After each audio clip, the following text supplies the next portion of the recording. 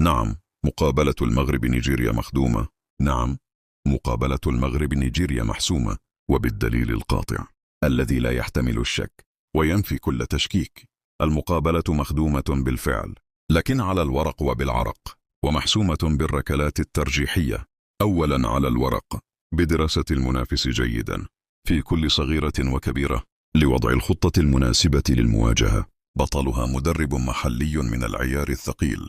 وثانيا بالعرق، فوق أرضية الملعب ميدانية، بالعمل والاجتهاد فنيا وبدنيا، وبالإصرار الاستمرار وطول النفس معنويا إلى اللحظة الأخيرة من المواجهة.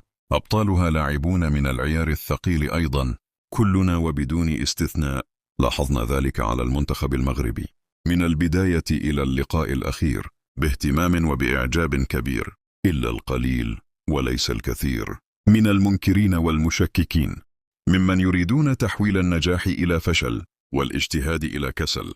اللاعبون كانوا فوق الميدان مبدعين، المدرب المحلي كان في المتابعة ممتاز، والنتيجة رائعة جدا لحد الآن.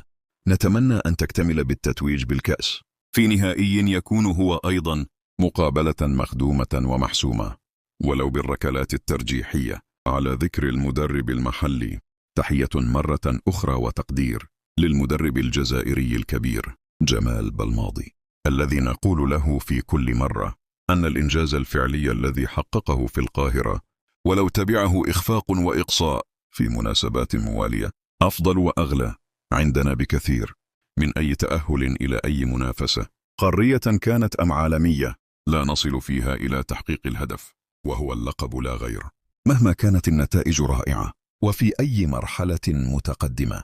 بالتوفيق للمنتخب المغربي.